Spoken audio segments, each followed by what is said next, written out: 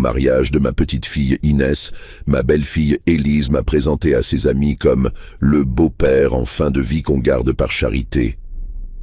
L'assemblée a ri jaune. Puis le maire de Nice s'est approché, m'a serré la main et a déclaré devant tout le monde « Monsieur Gabriel, c'est un honneur. Grâce à vous, mon petit-fils respire encore. » Le silence s'est abattu comme une chape de plomb. Élise est devenue livide quand il a ajouté « Inhabile 211 vies sauvées en 40 ans. Vous êtes une légende vivante. » Avant de continuer, abonnez-vous à la chaîne et dites-moi dans les commentaires d'où regardez-vous cette histoire. Laissez-moi vous raconter comment on en est arrivé là. Tout a commencé il y a 3 ans, en 2022. Ma chère Marguerite venait de nous quitter après 52 ans de mariage. Cancer foudroyant. 3 mois du diagnostic au dernier souffle. Je me retrouvais seul dans notre petit appartement de Lille, face à 4 murs qui me rappelaient constamment son absence. 79 ans. Veuf, avec pour seule richesse mes souvenirs et une retraite de 1200 € par mois. Un matin de novembre, en buvant mon café devant la fenêtre qui donnait sur cette rue grise où nous avions vécu 30 ans, j'ai pris une décision qui allait tout changer. Je me suis dit, Gabriel, qu'est-ce que tu fais là? Tu as passé 40 ans de ta vie à sauver des gens dans la baie des Anges, et maintenant tu te laisses mourir à petit feu dans le Nord. Vous savez, j'ai commencé comme maître nageur sauveteur sur la promenade des Anglais en 1965. J'avais 22 ans, des épaules larges comme une armoire normande et l'impression que la Méditerranée m'avait adopté dès le premier plongeon. Pendant 40 ans, de 1965 à 2005, j'ai été responsable du poste de secours numéro 3, celui qui surveille la plage face au Negresco. 40 ans à scruter les vagues, à anticiper les courants traîtres, à plonger quand les autres restaient sur la plage. 40 ans à ramener sur le sable des corps que la mer voulait garder. Des enfants qui avaient lâché la bouée de papa, des touristes imprudents pris dans les rouleaux, des adolescents qui voulaient épater les copines en nageant trop loin. 211 personnes exactement. Je les ai toutes comptées, une par une, dans un petit carnet que je garde précieusement. Mais en 2005, la retraite était arrivée. Marguerite avait insisté pour qu'on s'installe près de notre fils Antoine, à Lille. Pour les vieux jours, disait-elle. Antoine venait de se marier avec Élise, une femme de 30 ans aux dents blanches et aux ambitions encore plus éclatantes. Ils avaient besoin d'aide pour le petit-fils qui allait naître. Alors j'avais accepté, le cœur lourd, de quitter ma mère. 17 années lilloises. 17 années à regarder la pluie tomber sur les pavés, à m'occuper du petit Inès qui grandissait, à raconter mes histoires de sauvetage à quiconque voulait bien les entendre. Marguerite trouvait ça bien, cette vie tranquille de grand-père. Moi j'avais l'impression d'être un poisson rouge dans un bocal trop petit. Et puis, Marguerite est partie. Et avec elle, la seule raison qui me retenait encore dans le Nord. Ce matin de novembre donc, j'ai appelé l'agence immobilière. Je veux vendre, j'ai dit à la dame au bout du fil. Elle a voulu savoir pourquoi, combien je demandais, quand je voulais libérer. Moi j'avais qu'une chose en tête, retourner à Nice. Pas pour mourir, non, pour revivre. L'appartement s'est vendu en 3 semaines, 68 000 € tout compris. Pas de quoi faire fortune, mais de quoi recommencer. J'ai gardé 2 valises, quelques vêtements, mes photos avec Marguerite, mon carnet de sauvetage et la médaille en bronze que la ville de Nice m'avait offerte pour mes 25 ans de service. Antoine n'était pas content. « Papa, tu as 79 ans. Tu ne peux pas partir comme ça, tout seul, recommencer ta vie. Et s'il t'arrive quelque chose ?» Il avait les larmes aux yeux, mon fils. Un bon garçon au fond, mais qui s'est toujours laissé mener par sa femme. Élise, elle, a été plus directe. « Papa, soyez raisonnable. À votre âge, on ne déménage plus, on se pose. Si vous voulez absolument changer d'air, on peut vous trouver une maison de retraite sympathique dans les Alpes-Maritimes, avec vue sur mer, si vous y tenez. » Maison de retraite, à 79 ans. Moi qui nageais encore 3 kilomètres tous les matins dans la piscine municipale. Moi qui portais encore les courses de ma voisine au 3e étage. J'ai souri poliment. Et j'ai répondu, ma petite Élise, j'ai sauvé la vie à plus de 1000 personnes. Je pense que je peux encore me sauver moi-même. Le 15 décembre 2022, j'ai pris le TGV Paris-Nice avec mes 2 valises. Antoine m'a accompagné à la gare. Il m'a serré dans ses bras et m'a glissé à l'oreille. Fais attention à toi, papa, et appelle-nous souvent. Élise était restée à la maison. Migraine, avait-elle dit. 8 heures plus tard, je descendais à la gare de Niceville. L'air était doux, à 14 degrés en plein mois de décembre. J'ai respiré profondément et j'ai senti cette odeur si particulière de la Méditerranée mélangée au pin parasol. Mes poumons se sont gonflés comme si je revenais enfin à la vie. J'avais trouvé ma petite maison sur Internet, 3 mois plus tôt. Une ancienne maison de pêcheurs dans le quartier du Mont-Boron, à 5 minutes à pied de la mer. 42 mètres carrés, 2 pièces, une petite terrasse avec vue sur la baie des Anges. 65 000 €, ça représentait presque toutes mes économies. Mais, qu'est-ce que vous voulez? On n'emporte rien dans la tombe. La maison était dans un état, disons, pittoresque. Peinture écaillée, électricité des années 70, plomberie qui gargouillait comme un vieux monsieur enrhumé. Mais elle avait du charme, cette bicoque. Et surtout, depuis la terrasse, on voyait la mer. Ma mère. J'ai posé mes valises dans le salon vide et je suis sorti sur la terrasse. Le soleil se couchait derrière l'île Sainte-Marguerite. Les vagues venaient mourir en douceur sur la plage de Coco Beach, 100 mètres en contrebas. J'ai fermé les yeux et j'ai entendu ce bruit que j'avais tant cherché pendant 17 ans à Lille, le chuchotement éternel de la mer. Le lendemain matin, première surprise. On sonnait à ma porte, à 8 heures. J'ouvre et je tombe sur un type d'une 50aine d'années, costume cravate, cheveux gominés, sourire commercial vissé sur le visage. Monsieur Rousseau, je suis Laurent Massimo, votre voisin d'en face. Ma femme et moi, on voulait vous souhaiter la bienvenue dans le quartier. Sympa, je me suis dit. Les gens du Midi sont vraiment chaleureux. Écoutez, il a continué en baissant un peu la voix. On sait que vous venez d'arriver, que vous n'êtes peut-être pas encore bien informé des codes du quartier. Ici, c'est résidentiel haut de gamme, vous comprenez? Les maisons valent entre 800 000 et 1 million d'euros. Il y a une certaine standing à maintenir. J'ai senti le vent tourner. Et alors, on s'est dit qu'il fallait peut-être vous expliquer. Par exemple, évitez de faire sécher votre linge sur la terrasse. Ça fait, populaire. Et puis, si vous avez des travaux à faire, il vaudrait mieux prévenir l'association des copropriétaires. On a nos petites habitudes, nos petites règles. J'ai regardé ce Laurent Massimo droit dans les yeux. Monsieur, j'ai 79 ans et j'ai acheté cette maison avec mes deniers personnels. Je ferai sécher mon linge où je veux, quand je veux. Et pour les travaux, je commence demain matin, à 6 heures. Ça vous pose un problème? Il a balbutié quelques excuses et il est reparti. Mais j'avais compris le message. Dans le quartier chic du Mont-Boron, le vieux Gabriel avec sa retraite de 1 200 €, ça la foutait mal. Je n'avais encore rien vu. 3 jours plus tard, mon fils Antoine m'appelle, la voix tendue. « Papa, Élise voudrait te parler. » Et là, j'entends la voix de ma belle-fille, mais pas la voix aimable des dimanches en famille. Non, sa vraie voix. Celle qu'elle prend quand elle négocie un appartement de luxe avec un client récalcitrant. « Papa, on a réfléchi. Cette histoire de maison à Nice, c'est de la folie. Vous vous rendez compte dans quel quartier vous vous êtes installé? Le Mont-Boron, c'est résidentiel très haut de gamme. Ça va faire des histoires avec le voisinage. Et puis, à votre âge, vous avez besoin d'être entouré, pas isolé au bout de la France. » J'ai laissé passer l'orage. Puis j'ai répondu calmement. « Élise, ma chérie, j'ai vécu 40 ans à Nice. Je connais ses voisins depuis qu'ils portaient encore des couches. Et pour ce qui est d'être entouré, j'ai la mer. C'est suffisant. Papa, vous ne comprenez pas. » Sa voix montait dans les aigus. « Ici, on ne veut pas des vieux pauvres qui font baisser la valeur immobilière. C'est un quartier de cadres supérieurs de profession libérale. Vos 1 200 € de retraite et votre petite maison de pêcheur, ça détonne.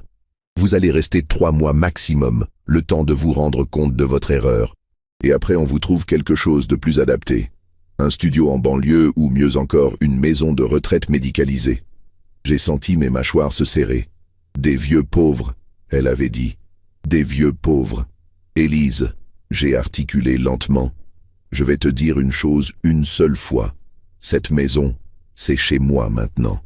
Je l'ai achetée avec mon argent. Je la rénove avec mes mains et j'y mourrai quand Dieu le décidera. Ni toi, ni personne ne me fera partir d'ici. Elle a raccroché sans dire au revoir. Antoine m'a rappelé 1 heure plus tard. Papa, excuse-la, elle est stressée par son travail. Tu sais comment elle est, elle pense que bien faire c'est... Antoine, j'ai coupé. Ta femme vient de me dire qu'on ne veut pas des vieux pauvres dans ce quartier. Tu étais au courant qu'elle pensait ça de moi. Long silence. Très long silence. Papa, elle ne le pense pas vraiment. C'est juste que... Enfin, tu comprends, elle travaille dans l'immobilier de luxe. Elle a ses références, ses habitudes. Ses habitudes. J'ai répété le mot comme si je mâchais du gravier. Très bien, mon fils, j'ai compris.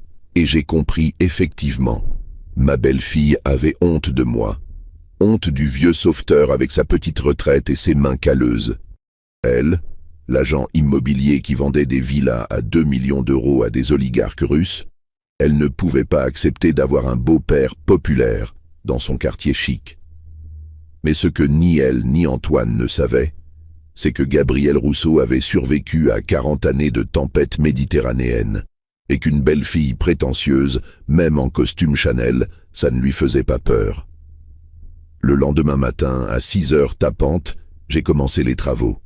Torse nu comme à 30 ans. Je n'avais peut-être plus la musculature d'un jeune homme, mais 40 ans de natation, ça marque un corps. Mes épaules étaient encore larges, mes bras encore fermes, et mes mains savaient encore manier le marteau et la ponceuse. Premier chantier, refaire la terrasse. Les planches étaient vermoulues, certaines menaçaient de céder. J'ai tout démonté, planche par planche, clou par clou, puis j'ai poncé, traité, repeint. 12 heures par jour, avec une pause déjeuner et 2 cafés. À 79 ans, les voisins me regardaient par leurs fenêtres, certains avec curiosité, d'autres avec agacement. Laurent Massimo passait devant chez moi 3 fois par jour, toujours au téléphone, toujours l'air pressé. Sa femme, une blonde décolorée aux lunettes de soleil griffées, prenait soin d'éviter mon regard quand elle sortait de son Porsche Cayenne. Au bout d'1 semaine, nouvelle visite de courtoisie. Cette fois, c'était une dame de 60 ans, cheveux blancs impeccablement coiffés, tailleur beige, sac à main Hermès. Monsieur Rousseau, je suis Madame de Réaumur, présidente de l'association des résidents du Mont-Boron. Nous avons reçu quelques remarques concernant vos travaux. Quel genre de remarques? Eh bien, elle a jeté un regard circulaire sur ma terrasse à moitié refaite. Il semblerait que vous fassiez du bruit dès 6 heures du matin. Et puis, travailler torse nu, dans un quartier résidentiel, ça peut choquer certaines sensibilités. J'ai posé mon marteau, et je me suis essuyé les mains sur mon jean. Madame, je travaille entre 6 heures et 20 heures, avec une pause à midi. C'est légal. Pour ce qui est du torse nu, il fait 22 degrés et je transpire. Si ça choque vos résidents, qu'ils ferment leurs volets. Elle a eu un petit rictus pincé. Monsieur Rousseau, nous ne sommes pas contre les travaux, bien au contraire. Mais il y a des façons de faire, des entreprises spécialisées, des artisans recommandés par l'association. Nous pourrions vous donner quelques adresses. Madame, j'ai rénové 4 maisons dans ma vie. Je sais ce que je fais. Certes, mais voyez-vous, ici nous avons des standards. Le quartier du Mont-Boron a une réputation à maintenir. Les acheteurs potentiels sont sensibles à l'harmonie générale. L'harmonie générale. Encore un code pour dire que le vieux Gabriel dérangeait. Madame de Réaumur, j'ai dit en la regardant bien en face. J'ai acheté cette maison légalement, avec mes deniers personnels. Je la rénove selon les normes en vigueur, pendant les heures autorisées. Si ça ne plaît pas à l'association, qu'elle aille se plaindre en préfecture. En attendant, j'ai du travail. Elle est repartie, le dos raide, en claquant ses talons sur les graviers de l'allée. Mais le plus dur, c'était avec ma propre famille. Antoine et Élise venaient me voir une fois par mois. Enfin, voir, c'est un grand mot. Ils passaient 1 heure dans ma cuisine à critiquer mes choix de rénovation et à me répéter que j'avais fait une erreur en venant m'installer ici. « Papa, regarde-moi cette peinture. Tu as mis du jaune provençal sur les volets. Ça fait maison secondaire de retraités. Dans le quartier, tout le monde a des volets gris anthracite ou blanc cassé. Et alors, Élise? Moi j'aime le jaune. Ça me rappelle les maisons de pêcheurs d'avant, quand le Mont-Boron n'était pas encore envahi par les nouveaux riches. Papa, Antoine intervenait toujours quand la tension montait. On ne dit pas ça. Élise travaille dans l'immobilier, elle connaît les codes du quartier. Justement, mon fils, elle connaît les codes. Mais moi, je connais l'histoire. Parce que c'est ça qu'ils ne comprenaient pas, ces nouveaux résidents du Mont-Boron. Ils arrivaient avec leurs gros 4x4 et leurs ambitions immobilières, mais ils ignoraient tout de ce bout de côte. Moi, j'avais connu ce quartier quand c'était encore un village de pêcheurs et de douaniers, quand les maisons se vendaient 20 000 francs et que les enfants du pays allaient encore se baigner pieds nus à la plage de Coco Beach. J'avais connu Giuseppe Torini, le vieux pêcheur italien qui vendait ses oursins sur le port. J'avais connu Marie-Louise Gauthier, qui tenait la petite épicerie au bout du chemin et qui donnait des bonbons aux gosses qui l'aidaient à porter ses cagettes. J'avais connu le père Émile, ancien de 14-18, qui réparait les filets sur le quai en racontant ses histoires de tranchées.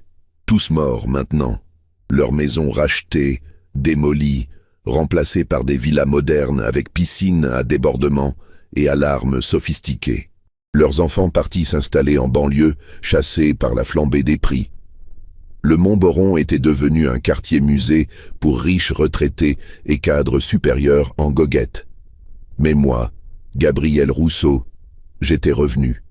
Et ça les dérangeait. Le pire, c'est quand ils ont organisé leur première petite soirée entre voisins. Début mars 2023, 3 mois après mon installation. Élise et Antoine étaient venus passer le week-end.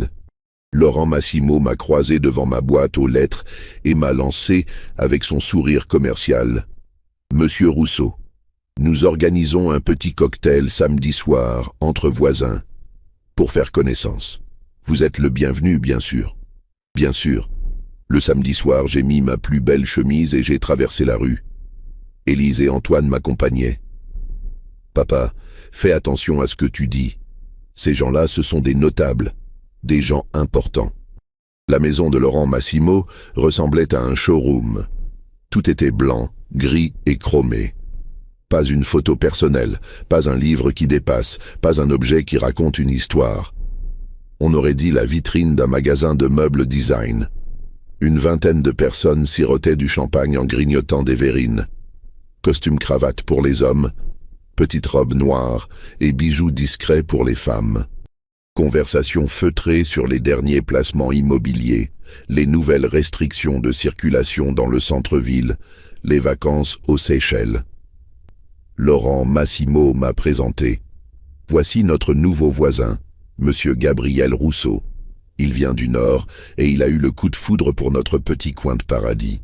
Sourire poli, poignée de main molle. Question convenue. Vous venez d'où exactement? Qu'est-ce qui vous a décidé à venir à Nice? Dans quel domaine avez-vous travaillé? J'ai répondu simplement « L'île, le besoin de retrouver la mer. Maître nageur sauveteur. » Ah, maître nageur sauveteur. Les sourires se sont figés imperceptiblement. C'est drôle comme une profession peut instantanément vous classer dans une catégorie sociale. Médecin, avocat, chef d'entreprise, respect immédiat. Maître nageur sauveteur. Ah bon, c'est un métier ça? Très intéressant, a murmuré une dame aux cheveux violets. Et vous avez fait ça? Longtemps? 40 ans, sur la promenade des Anglais. Ah, les plages de Nice, c'est vrai que c'est animé l'été, beaucoup de monde, beaucoup de bruit. Beaucoup de monde, beaucoup de bruit.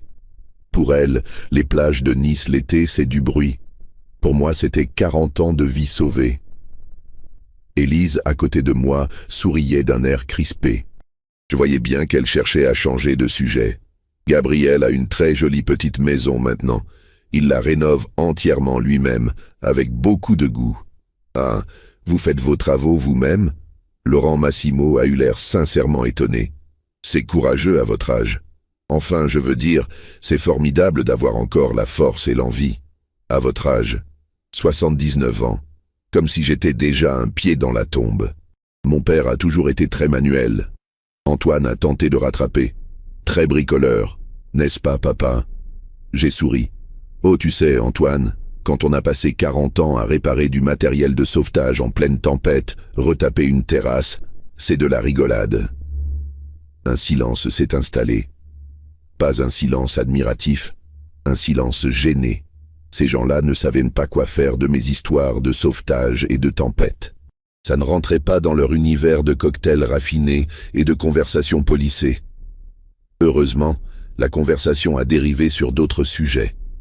Les nouveaux commerces du centre-ville, les embouteillages sur la promenade, les dernières expositions au musée Masséna. J'ai écouté poliment, en grignotant mes verrines, en souriant quand il fallait sourire. Et puis, vers 22 heures, au moment de partir, Laurent Massimo m'a raccompagné jusqu'à la porte. Il a posé sa main sur mon épaule et m'a dit, avec cette fausse sollicitude qu'ont les gens bien élevés, « Monsieur Rousseau, j'espère que vous vous plairez dans le quartier. C'est vrai que c'est un peu différent de ce à quoi vous étiez habitué. Plus... comment dire... plus select.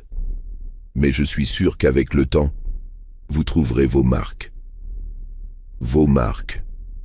Dans un quartier plus select. » En rentrant chez moi, Élise a explosé. « Papa, vous vous rendez compte de ce que vous avez fait? Vous avez parlé de tempête, de matériel de sauvetage. Ces gens-là, ils ne comprennent pas. Ils vous ont pris pour... Pourquoi, Élise? Pour un vieux fou qui raconte ses souvenirs? Pour quelqu'un qui n'est pas de leur milieu? Papa, ici c'est le Mont-Boron. Il y a des codes, des façons de se comporter. On ne raconte pas sa vie comme ça. On ne s'étale pas sur son passé professionnel. Ah bon? Et qu'est-ce qu'il fallait que je dise? Que vous êtes retraité, point final. Que vous profitez de votre retraite dans un cadre agréable. Vous n'êtes pas obligé de préciser que vous étiez maître nageur. Ça fait employé municipal. Employé municipal. Elle avait dit employé municipal comme on dit lépreux. Antoine a tenté de calmer le jeu. Élise, tu exagères. Papa a le droit d'être fier de son métier. Antoine, tu ne comprends pas. Moi je travaille dans l'immobilier haut de gamme. J'ai une réputation à tenir. Mes clients, ce sont des gens fortunés, des industriels, des avocats d'affaires. Si ça se sait que mon beau-père était maître nageur et qu'il habite une maison de 40 mètres carrés dans le quartier, ça va jaser. Ça va nuire à mon image professionnelle. Voilà, c'était dit. La vérité était sortie. Élise avait honte de moi. Honte de mes 40 années passées à sauver des vies. Honte de ma petite maison de pêcheur. Honte de sa belle famille, populaire dans son quartier de Nanty. Je n'ai rien répondu. Je me suis contenté de les regarder, elle et mon fils. Élise, rouge de colère et d'embarras. Antoine, tête baissée, incapable de me regarder en face. Très bien, j'ai dit simplement. J'ai compris le message. Ils sont repartis le lendemain matin sans prendre de petit déjeuner avec moi. Mais ce que ni Élise ni ses nouveaux amis du Mont-Boron ne savaient, c'est que Gabriel Rousseau cachait un secret. Un secret que même Antoine ignorait. Un secret qui dormait tranquillement dans un tiroir de ma commode, entre mes photos de mariage et mes médailles de natation. 1211 vies sauvées, ce n'est pas qu'un chiffre dans un carnet. C'est 1211 familles qui vous doivent la vie de leur enfant, de leur mari, de leur femme. C'est 1211 personnes qui grandissent, qui se marient, qui font des enfants à leur tour en se souvenant de ce maître nageur aux épaules larges qui les a sortis de l'eau un jour de tempête. Ces 1211 noms gravés sur le mur des sauveteurs de la promenade des Anglais. 1211 plaques de bronze qui racontent chacune une histoire. Ici, le 15 juillet 1973, Gabriel Rousseau a sauvé la vie de Julien Martineau, 8 ans. Ici, le 3 août 1984, Gabriel Rousseau a sauvé la vie de Maria Santos, 34 ans, et de ses 2 enfants. Et c'est surtout 1211 raisons pour lesquelles, dans cette ville de Nice que ma belle-fille trouvait trop chic pour un vieux sauveteur, certaines personnes n'avaient pas oublié Gabriel Rousseau. Mais ça, Élise allait le découvrir bien assez tôt. Les semaines suivantes, j'ai compris à quel point Élise était déterminée à me faire partir. Ce n'était plus seulement de la gêne ou de l'embarras. Non, c'était une véritable guerre de tranchées qu'elle avait déclarée contre ma présence dans son quartier. D'abord, il y a eu les petites vexations. Quand Antoine et elle venaient me rendre visite, elle évitait soigneusement de garer sa BMW devant chez moi. Elle la laissait 3 rues plus loin et faisait le chemin à pied. Pour l'exercice, disait-elle, comme si être vue devant ma petite maison de pêcheur pouvait entacher sa réputation. Ensuite, elle a commencé à refuser mes invitations. Avant, quand j'habitais Lille, nous dînions ensemble 1 fois par semaine. Antoine venait me chercher, nous allions au restaurant où Élise cuisinait. Rien d'extraordinaire, mais c'était des moments en famille. À Nice, soudain, il n'avait plus jamais le temps. Désolé papa, mais avec le travail. Une autre fois peut-être, quand nous serons moins débordés. Le plus cruel, c'était avec ma petite fille Inès. Cette gamine de 24 ans était la prunelle de mes yeux depuis sa naissance. Étudiante en architecture navale à Marseille, elle passait ses week-ends avec moi quand j'habitais le Nord. Nous parlions des bateaux, de la mer, de ses projets d'avenir. Elle m'appelait Papy Gabi et se blottissait contre moi devant la télé comme quand elle avait 5 ans. Mais quand j'ai annoncé mon installation à Nice, Élise a trouvé soudain 1000 raisons pour empêcher ses visites. Inès a ses examens, Gabriel, elle ne peut pas perdre de temps en déplacement. Le trajet Marseille-Nice, c'est fatigant pour une jeune fille qui travaille. Elle a besoin de se concentrer sur ses études, pas de s'amuser chez grand-père. S'amuser chez grand-père. Comme si passer du temps avec moi était une perte de temps, une distraction futile. Un dimanche de mai 2023, j'ai eu Inès au téléphone. Sa voix était bizarre, hésitante. « Papy Gabi, maman dit que tu n'as plus vraiment envie qu'on vienne te voir, que tu préfères ta nouvelle vie, tes nouveaux amis. » J'ai senti mon cœur se serrer. « Ma chérie, qu'est-ce que tu racontes? Bien sûr que j'ai envie de te voir. Tu me manques terriblement. Mais maman dit que ta maison est trop petite maintenant, que tu n'as plus de place pour nous recevoir. 42 mètres carrés, ce n'est pas un palace, c'est vrai. Mais j'avais un canapé-lit tout neuf dans le salon, et la petite terrasse était parfaite pour prendre le café en regardant la mer. » Élise mentait à sa propre fille pour l'empêcher de venir me voir. « Inès, écoute-moi bien. Tu viens quand tu veux, quand ça t'arrange. Ta chambre, c'est le salon. Et la vue sur la baie des Anges vaut tous les palaces du monde. D'accord ? » Elle a promis de venir le week-end suivant. Mais le vendredi soir, coup de téléphone d'Antoine. « Papa, Inès ne pourra finalement pas venir. Élise a organisé un week-end en famille chez ses parents à Cannes. Une obligation, tu comprends. J'ai compris surtout qu'Élise était en train de monter ma propre famille contre moi. Subtilement, mais sûrement. Le pire restait à venir. En juin 2023, 6 mois après mon installation, elle a invité ses collègues de l'agence immobilière pour un cocktail découverte du quartier. Une quinzaine de personnes, tous dans l'immobilier de luxe, venus visiter les maisons du Montboron pour mieux conseiller leur clientèle. Ils se sont arrêtés devant chez moi. Je les entendais depuis ma terrasse, où je prenais mon café du matin. « Et cette petite maison ?» demandait une voix de femme. « Oh ça !» La voix d'Élise avec une pointe de mépris. « C'est mon beau-père, un brave homme, mais vous savez ce que c'est? Il vieillit, il perd un peu la tête. Il s'est mis en tête d'acheter ça avec ses dernières économies. On essaie de le raisonner, mais à son âge. À son âge. » Elle parlait de moi comme d'un gâteux qui ne sait plus ce qu'il fait. « Il habite vraiment là ?» Une autre voix, stupéfaite. « Dans le quartier? Mais ça va faire chuter les prix. Une maison comme ça, entre ces belles propriétés, Je sais bien, soupirait Élise. C'est exactement ce que je lui ai dit. Mais que voulez-vous, les vieux sont têtus. Heureusement, ce n'est que temporaire. On travaille pour le convaincre de partir. Temporaire. Elle était donc en train d'organiser mon départ dans mon dos. Et il fait quoi, votre beau-père? Oh, rien d'extraordinaire. Retraité de la fonction publique, il était, comment dire, employé à la plage, maître nageur ou quelque chose comme ça. Employé à la plage. 40 ans de sauvetage résumé en employé à la plage. Je me suis levé doucement de ma chaise et je me suis approché de la rambarde. Ils étaient là, une quinzaine de personnes en costume clair et tailleurs de marque qui regardaient ma petite maison comme une verrue sur le visage du quartier. « Bonjour », j'ai lancé d'une voix forte. Ils ont tous levé la tête vers moi. Élise est devenue livide. « Je suis Gabriel Rousseau, le beau-père d'Élise. Je vous souhaite une excellente visite du quartier. » Sourire gêné.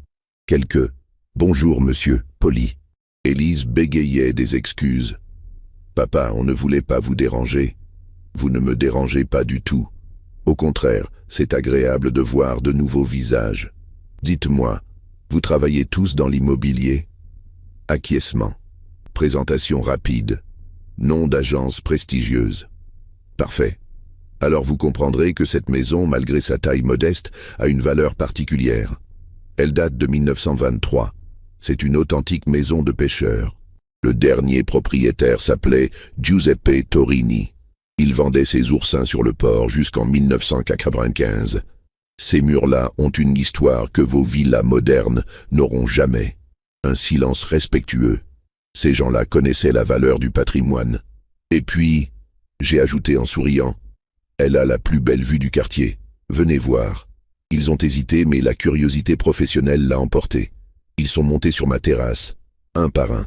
Et là, effectivement, ils ont eu le souffle coupé. De ma terrasse, on avait une vue panoramique sur toute la baie des Anges. De l'aéroport jusqu'au cap d'Antibes, en passant par la promenade des Anglais et les collines de Cimier. Une vue qu'aucune des grosses villas du quartier n'avait, cachées qu'elles étaient derrière leurs murs et leurs haies de cyprès. Magnifique, a murmuré l'une des femmes, absolument magnifique. C'est vrai que c'est exceptionnel, a reconnu un homme en costume bleu marine. Vous avez eu le nez, monsieur Rousseau. Élise ne disait plus rien. Elle regardait ses collègues admirer ma vue avec un mélange de rage et de dépit. 65 000 €, j'ai précisé. Le prix que j'ai payé cette bicoque. Aujourd'hui, rien que pour la vue, elle en vaut le double. Ils sont repartis en me remerciant chaleureusement. Élise est restée la dernière. « Papa, qu'est-ce qui vous a pris ?»« Quoi donc, ma chérie ? De les inviter comme ça ? Vous vous rendez compte de la situation embarrassante que vous venez de créer ? » Embarrassante pour qui? Élise. Elle m'a lancé un regard noir et elle est partie sans répondre. Mais le lendemain, j'ai eu la visite de capitaine André Valenti, 77 ans, mon ancien chef sur la promenade des Anglais. Un homme avec qui j'avais partagé 40 ans de tempête, de sauvetage et de franches rigolades. Il avait appris par hasard que j'étais revenu à Nice. « Gabriel, tu sais pas la nouvelle.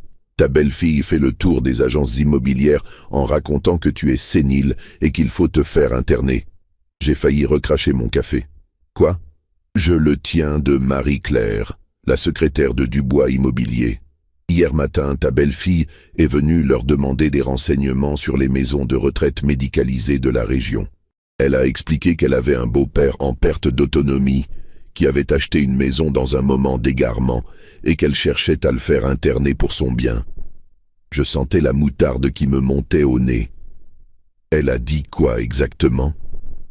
Qu'à 79 ans, tu n'avais plus toute ta tête, que tu vivais comme un ermite, que tu refusais les visites de la famille, que tu t'isolais dangereusement. Elle voulait savoir s'il existait une procédure pour placer d'autorité un parent âgé qui refuse les soins. Placé d'autorité. Ma propre belle-fille cherchait les moyens légaux de m'interner contre ma volonté. « André, tu es sûr de ton information ?» Certain. Marie-Claire était choquée. Elle m'a dit « Ce n'est pas possible, monsieur Gabriel, un homme qui nage encore 3 kilomètres par jour et qui a rénové sa maison tout seul, sénile lui. Parce que tu sais, Gabriel, ton retour ça s'est su. Tout le monde en parle sur la côte, le grand Gabriel Rousseau qui revient au pays. Tout le monde en parlait. C'est là que j'ai compris qu'Élise avait commis une erreur énorme.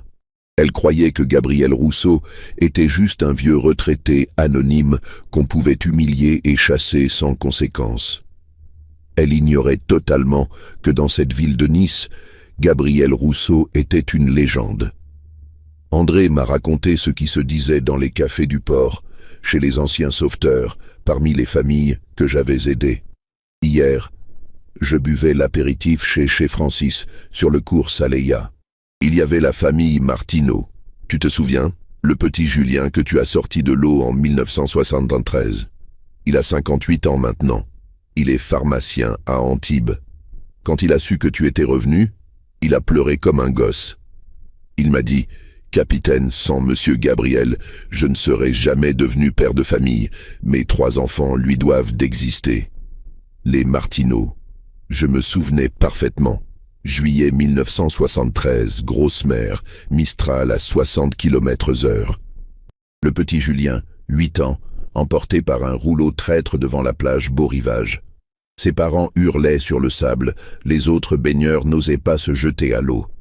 Moi j'avais plongé sans réfléchir, j'avais nagé 200 mètres contre le courant et je l'avais ramené, inconscient mais vivant.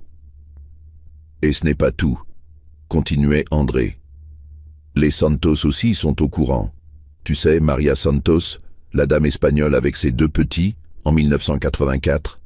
Ah oui, les Santos, une histoire terrible.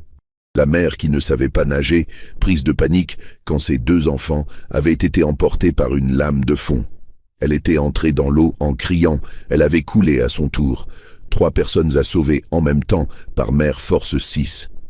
L'un de mes sauvetages les plus difficiles. Maria a maintenant 73 ans. Elle tient encore son restaurant, Las Tapas, près du marché aux fleurs. Quand elle a appris ton retour, elle a fermé le restaurant pour aller acheter des fleurs. Elle veut t'emporter un bouquet de fleurs. Cette dame que j'avais sauvée il y a 40 ans voulait m'offrir des fleurs. Gabriel, André a posé sa main sur mon épaule. Tu te rends compte de ce que tu représentes dans cette ville? Tu as sauvé 1211 personnes. Ça fait 1211 familles qui te vénèrent. Leurs enfants, leurs petits-enfants, leurs frères, leurs sœurs. Tu touches des milliers de gens. Et ta belle-fille croit qu'elle peut te faire disparaître discrètement? C'est vrai que je n'avais jamais calculé l'impact réel de mes années de sauvetage. Pour moi, c'était mon travail, ma passion, ma vie. Voir quelqu'un se noyer et le laisser mourir, c'était impensable. Mais chaque personne que j'avais sortie de l'eau avait ensuite vécu, aimé, procréé. Mes 1211 sauvetages s'étaient multipliés en milliers d'existences. André, qu'est-ce que tu me conseilles? Rien du tout, mon vieux. Laisse faire le temps. Ta belle-fille se croit maligne, mais elle joue avec le feu. À Nice, on ne touche pas impunément à Gabriel Rousseau. Je ne comprenais pas encore ce qu'il voulait dire, mais j'allais l'apprendre très vite. 3 jours plus tard, Élise a eu sa première surprise. Elle était en rendez-vous avec des clients fortunés, des Parisiens qui cherchaient une villa dans les collines niçoises.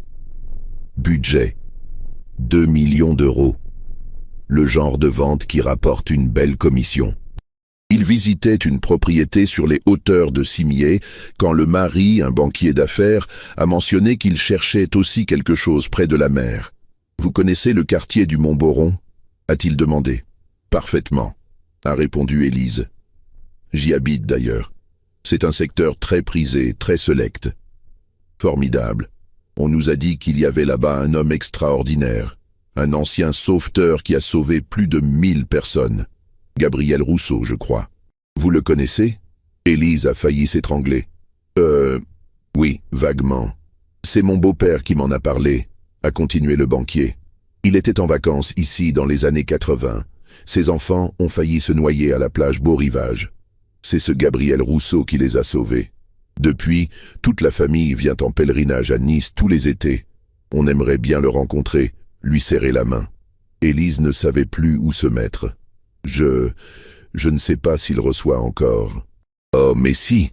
Mon beau-père a téléphoné à la mairie de Nice la semaine dernière. Ils lui ont dit que Monsieur Rousseau était revenu vivre ici et qu'il allait très bien. Ils lui ont même donné son adresse. Une petite maison au Mont-Boron avec vue sur la baie. La petite maison au Mont-Boron. Celle-là même qu'Élise décrivait à ses collègues comme une verrue sur le quartier. « Écoutez, » a dit la femme du banquier, « si cette ville-là nous plaît, on la prend.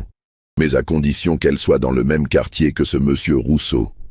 Être voisin d'un héros, ça n'a pas de prix. » Élise a vendu la villa. 2 millions d'euros, commission de 60 000 euros.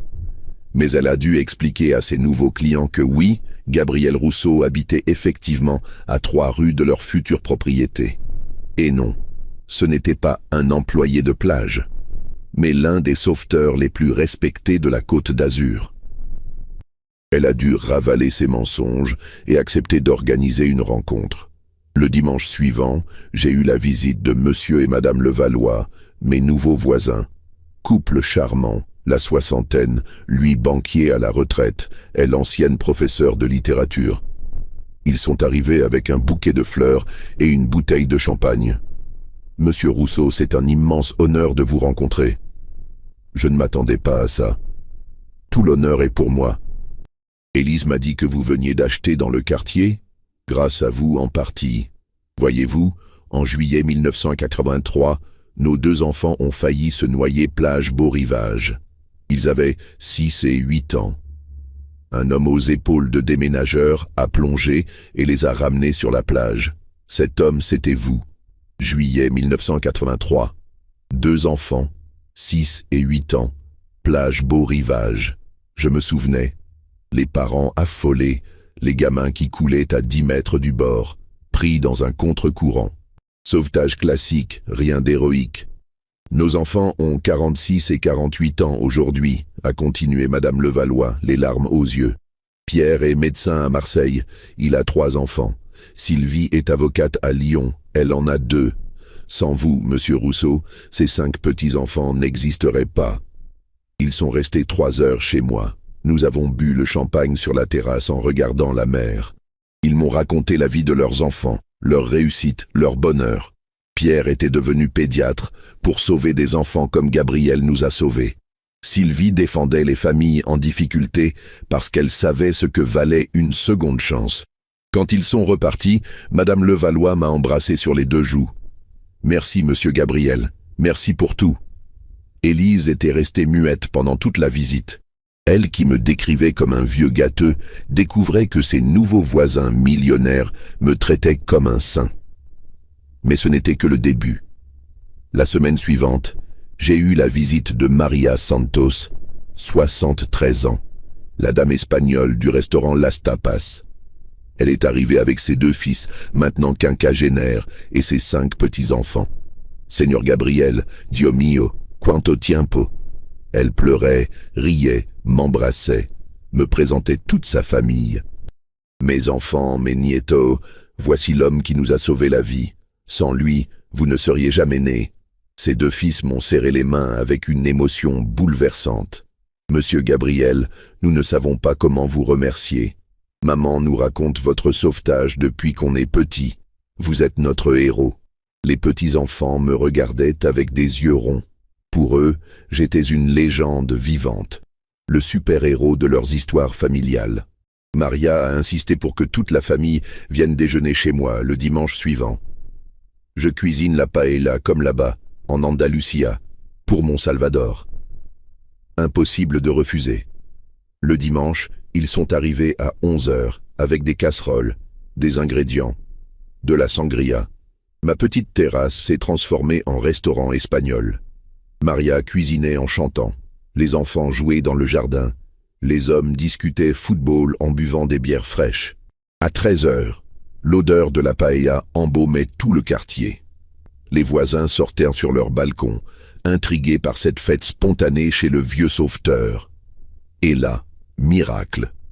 Madame de Réaumur, la présidente de l'association des résidents, celle qui m'avait fait la leçon sur les standards du quartier, s'est approchée timidement de ma terrasse. « Monsieur Rousseau, excusez-moi de vous déranger, cette odeur de paella. Approchez-vous, madame. Maria, voici madame de Réaumur, ma voisine. » Maria a souri de toutes ses dents. « Señora, venez, venez. Il y a pour tout le monde. Gabriel nous a sauvé la vie, on fête ça. » Et voilà comment madame de Réaumur, 60 ans, présidente de l'association des résidents du Mont-Boron, ex-directrice d'école privée, s'est retrouvée à manger de la paella, avec les mains en écoutant Maria raconter en espagnol mélangé de français comment Gabriel l'avait sorti de l'eau avec ses 2 enfants. Île 211 personnes, expliquait Carlos, le fils aîné de Maria. Une 211 sauvetages en 40 ans. Notre Gabriel, c'est un héros national. Madame de Réaumur me regardait avec un respect nouveau. Monsieur Rousseau, je ne savais pas. Je suis confuse. Il n'y a pas de quoi, madame. Voulez-vous un peu plus de sangria? Elle a accepté. Et pour la première fois depuis mon arrivée au Mont-Boron, j'ai vu un voisin me regarder avec admiration au lieu de condescendance. Mais Élise, elle, bouillait de rage. Cette histoire de paella espagnole, cette invasion de gens du peuple chez son beau-père, cette reconnaissance soudaine des voisins chics, tout ça ruinait ses plans. Le lendemain, elle m'a téléphoné, furieuse. « Papa, qu'est-ce qui vous prend d'organiser des fêtes comme ça? Vous vous rendez compte du dérangement? Les voisins se plaignent. » « Quel voisin, Élise? J'ai parlé avec madame de Réaumur ce matin. Elle m'a remercié pour cette excellente soirée. Ce n'est pas le problème. Le problème, c'est que vous attirez n'importe qui chez vous. Ces gens-là avec leurs voitures pourries, leurs enfants qui crient, leur musique. Ces gens-là, comme tu dis, c'est une famille que j'ai sauvée de la noyade.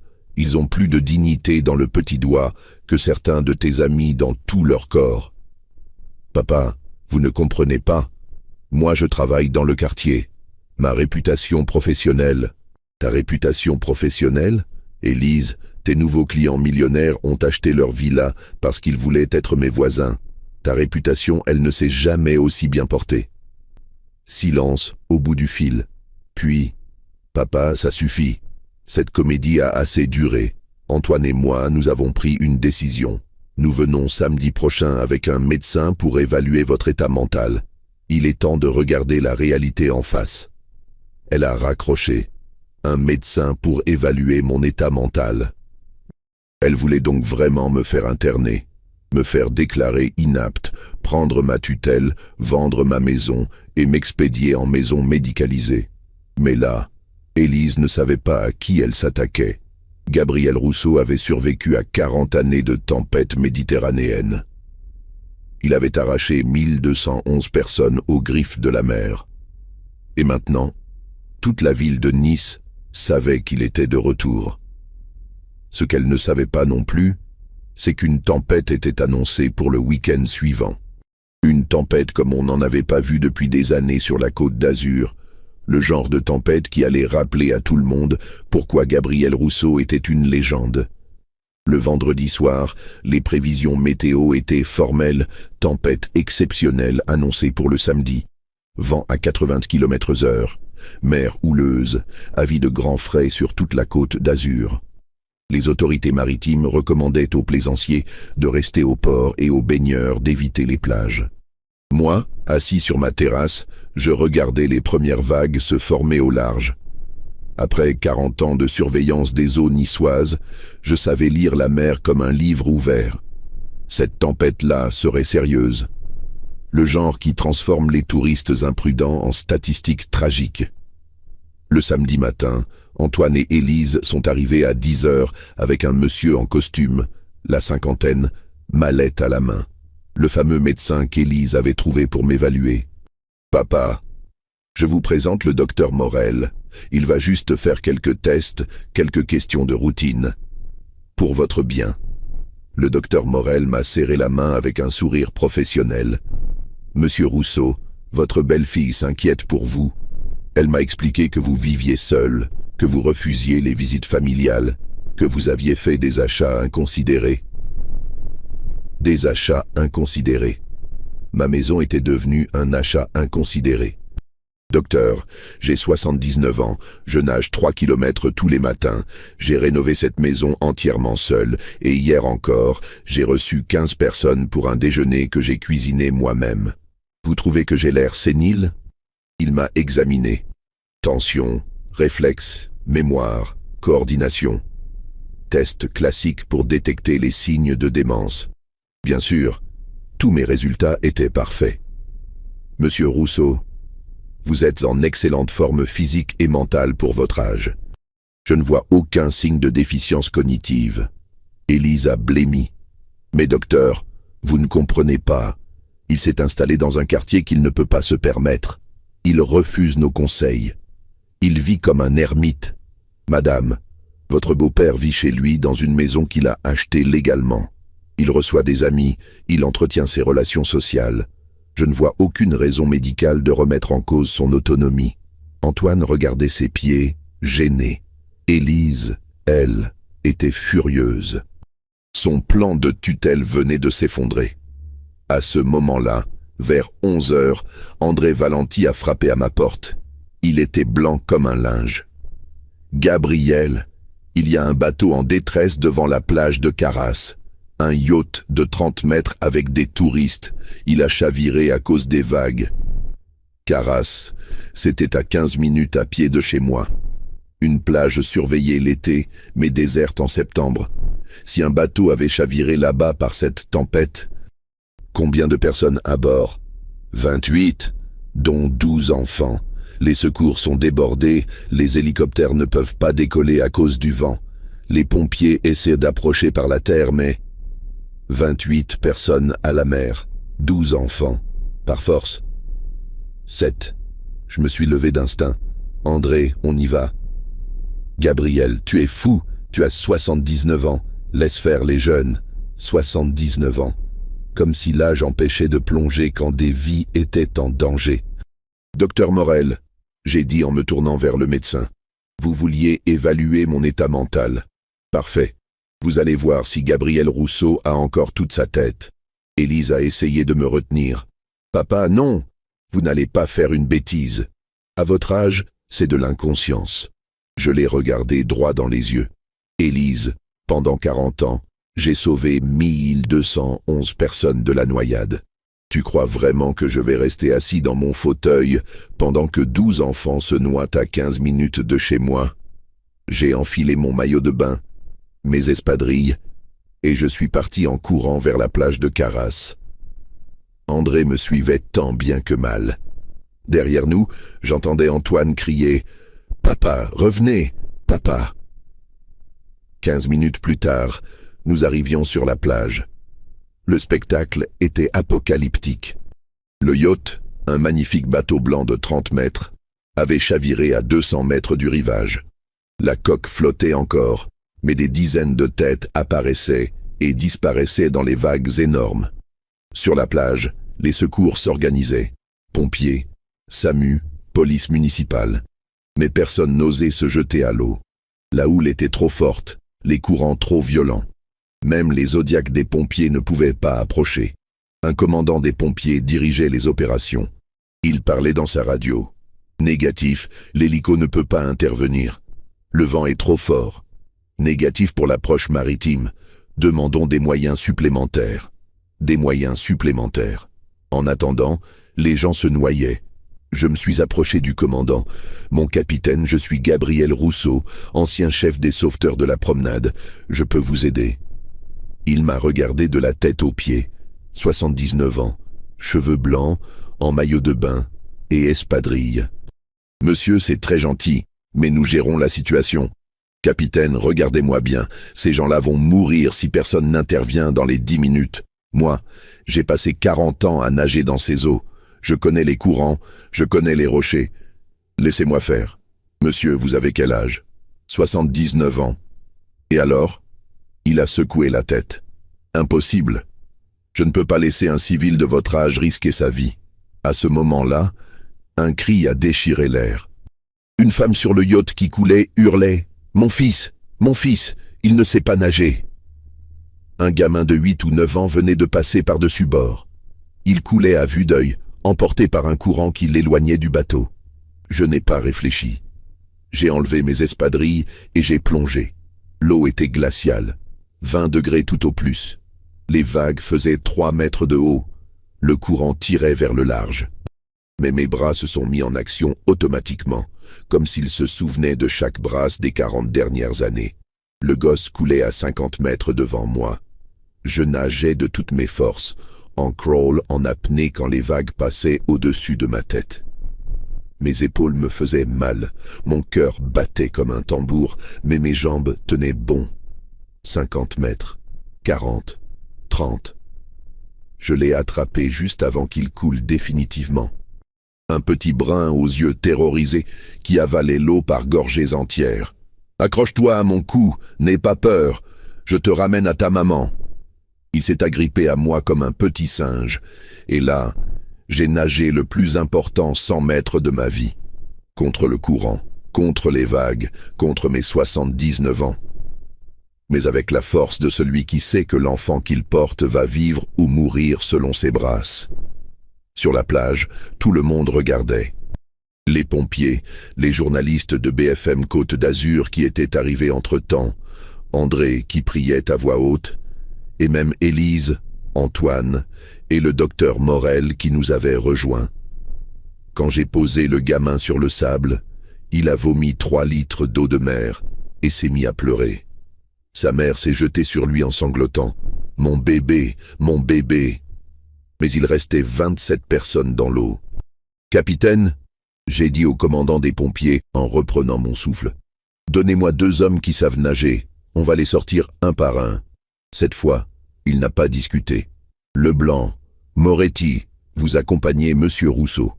2 jeunes pompiers, la trentaine athlétique, se sont joints à moi. Et pendant les 45 minutes suivantes, nous avons fait la navette entre le bateau et la plage.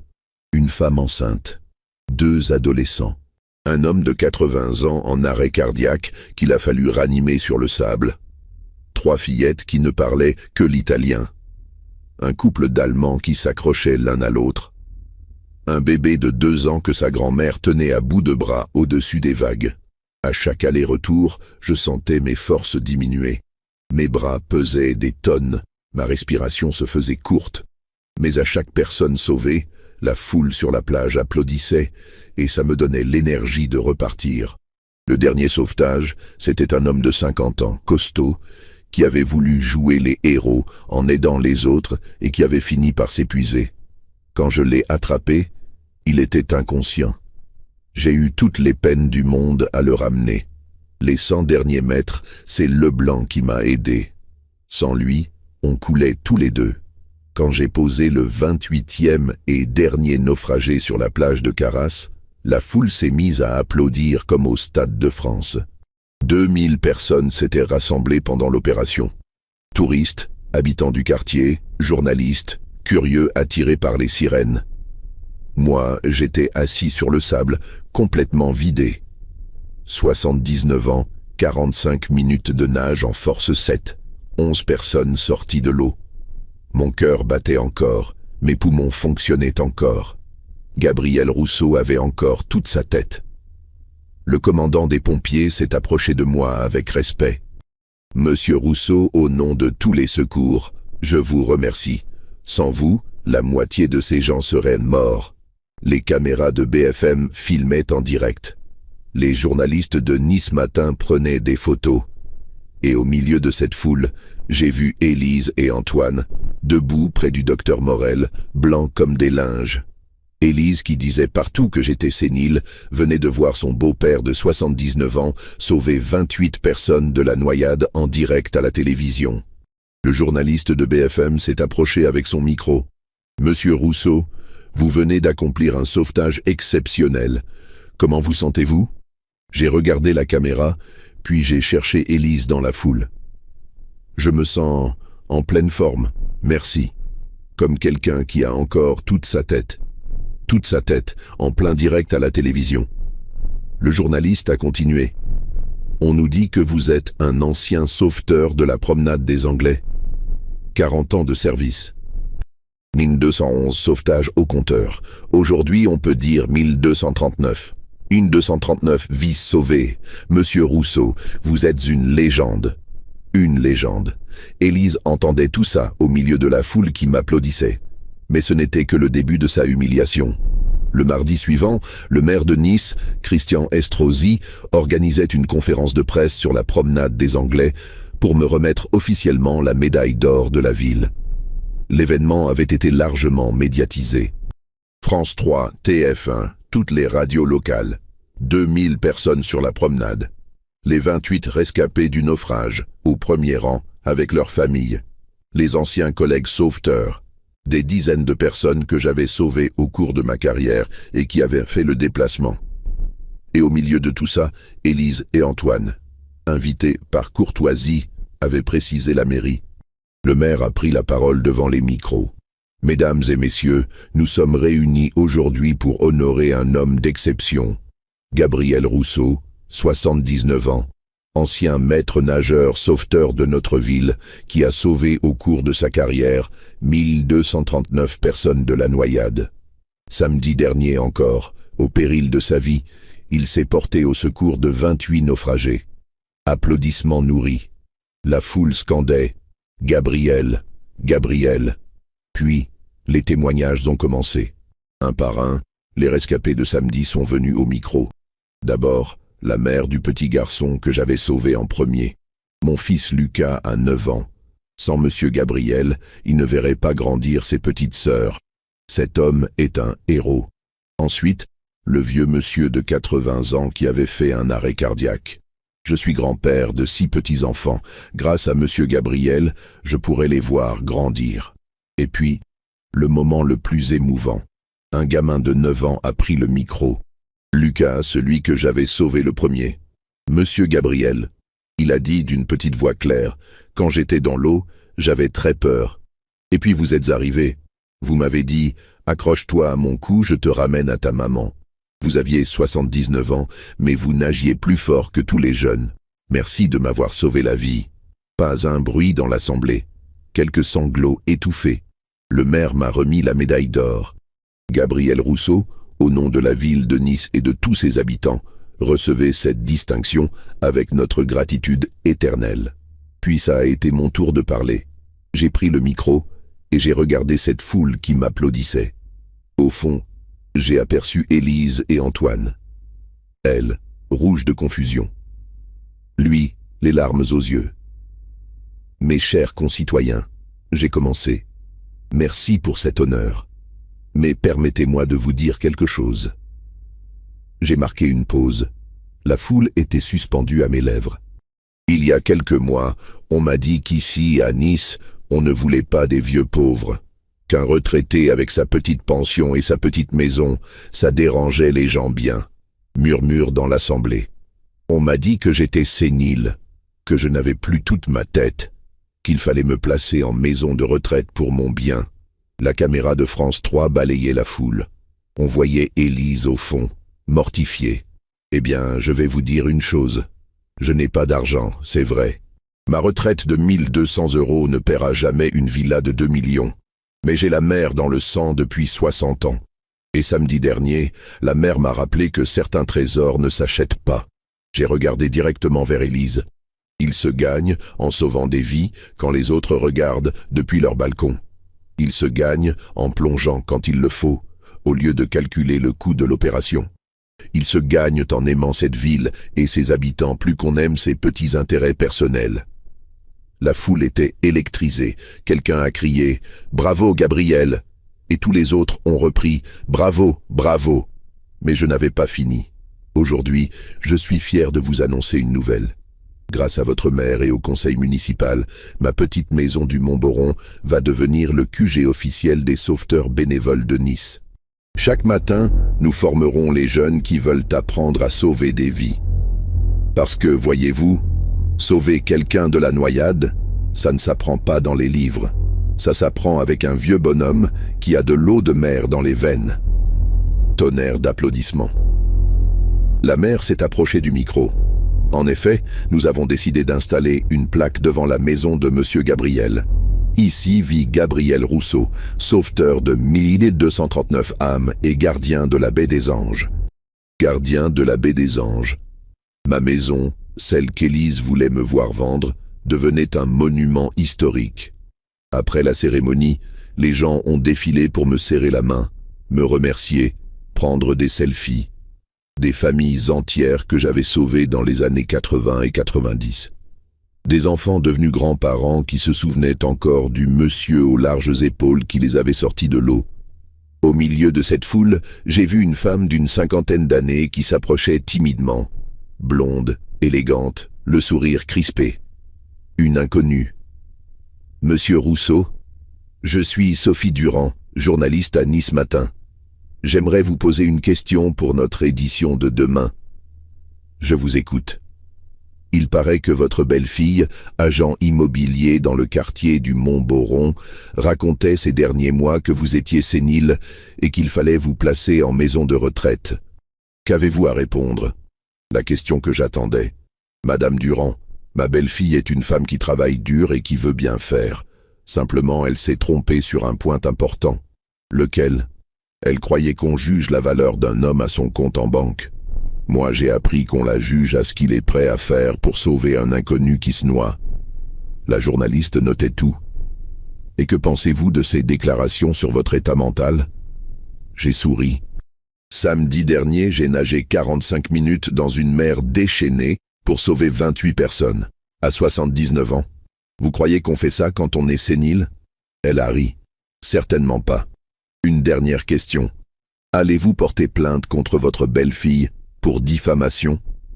Non. La mère ne porte jamais plainte contre ceux qui la craignent.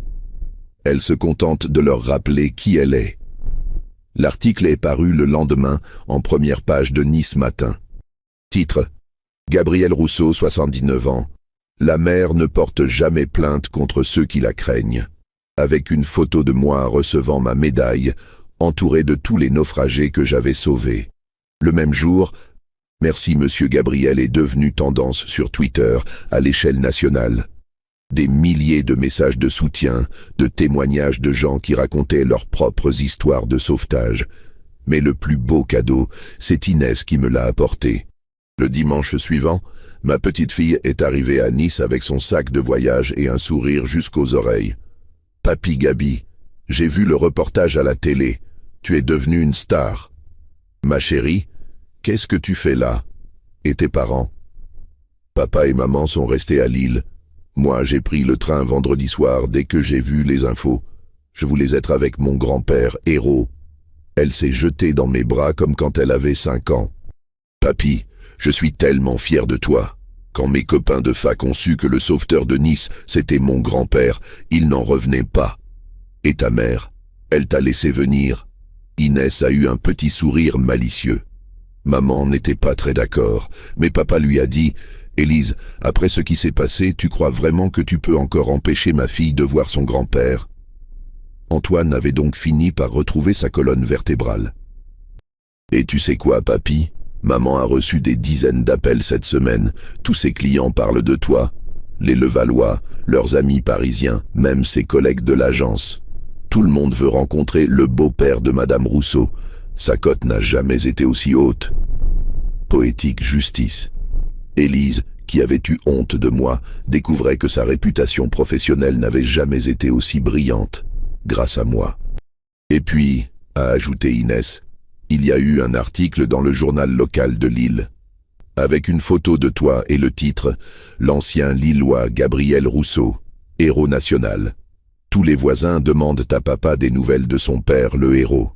Mon fils et ma belle-fille, qui passèrent leur temps à me critiquer, découvrirent soudain qu'avoir Gabriel Rousseau pour père et beau-père, c'était un privilège, pas une honte. Le mercredi suivant, j'ai eu un visiteur inattendu. Antoine, tout seul, sans Élise. Il était rouge, ému, les mains tremblantes. « Papa, je viens te demander pardon. » Antoine, non, laisse-moi parler. J'ai été lâche, papa. Pendant des mois, j'ai laissé Élise dire n'importe quoi sur toi. Je l'ai laissé te humilier, te traiter de sénile, chercher à te faire interner. Et moi, je n'ai rien dit, rien fait. J'ai eu honte de mon propre père. Il pleurait maintenant, mon grand-fils de 50 ans. Papa, quand je t'ai vu sortir ces gens de l'eau samedi dernier, quand j'ai vu cette foule t'applaudir, quand j'ai réalisé que mon père était un héros et que moi, son propre fils, j'avais douté de lui, je me suis levé et je l'ai pris dans mes bras. Antoine, tu es mon fils. Je t'aime quoi qu'il arrive. Papa, est-ce que tu peux me pardonner? Antoine, la mère ne pardonne pas. Elle oublie. Et moi aussi. Nous avons pleuré tous les deux sur ma terrasse, face à cette baie des anges qui m'avait tout donné. Et Élise? J'ai demandé. Élise. Élise a compris. Elle ne dira plus jamais rien contre toi. Elle a trop peur du ridicule maintenant. Tous ses clients ne parlent que de son beau-père, le héros. Elle ne peut plus se permettre de te critiquer. Antoine, je ne veux pas qu'elle ait peur de moi. Je veux juste qu'elle me respecte. Papa, après ce qui s'est passé, tout le quartier te respecte. Madame de Réaumur raconte partout que son voisin Gabriel Rousseau est une légende nationale. Les Massimo ne se vantent plus d'habiter au Mont-Boron, ils se vantent d'habiter près de chez toi. La roue avait tourné. Élise, qui voulait me chasser du quartier, découvrait que j'en étais devenu la principale attraction touristique. 6 mois plus tard, ma petite maison de pêcheur était devenue le point de ralliement de tous les amoureux de la mer niçoise. Chaque matin, une dizaine de jeunes venaient apprendre les techniques de sauvetage. Chaque week-end, des familles que j'avais sauvées passèrent boire un café sur ma terrasse. La mairie avait fait installer la fameuse plaque « Ici vit Gabriel Rousseau, sauveteur de 1239 âmes et gardien de la baie des Anges ». Et juste en dessous, une plus petite. Maison classée patrimoine historique de la ville de Nice. Patrimoine historique. Ma bicoque de 42 mètres carrés, classée patrimoine historique. Le plus drôle, c'est que les prix de l'immobilier dans le quartier avaient encore monté. Tous les acheteurs voulaient habiter près du héros de Nice. Élise vendait ses villas en expliquant fièrement « Cette propriété se trouve à 2 rues de la maison de Gabriel Rousseau, le plus grand sauveteur de la Côte d'Azur. » Gabriel Rousseau était devenu son argument de vente numéro 1. Un soir de novembre, 1 an après mon retour à Nice, j'étais assis sur ma terrasse avec Inès. Elle venait tous les week-ends maintenant. Nous regardions le coucher de soleil sur la baie des Anges en buvant un café. « Papy, tu sais ce que maman m'a dit hier? Raconte-moi, ma chérie. » Elle m'a dit « Ton grand-père avait raison depuis le début. Il n'était pas sénile, il était juste en avance sur nous. Il savait que le bonheur, ça ne s'achète pas. Ça se gagne en vivant pour quelque chose de plus grand que soi. » Élise qui parlait de bonheur et de choses plus grandes que soi. J'avais vraiment tout entendu. Et puis elle a ajouté « J'aimerais bien avoir son courage. À 79 ans, plonger pour sauver des inconnus. Il faut avoir un cœur énorme. » Un cœur énorme. Ma belle-fille, qui me trouvait encombrant, découvrait que j'avais un cœur énorme. Tu sais, papy, maman a commencé à faire du bénévolat à la Croix-Rouge. Elle dit qu'elle veut se rendre utile comme toi. Comme moi.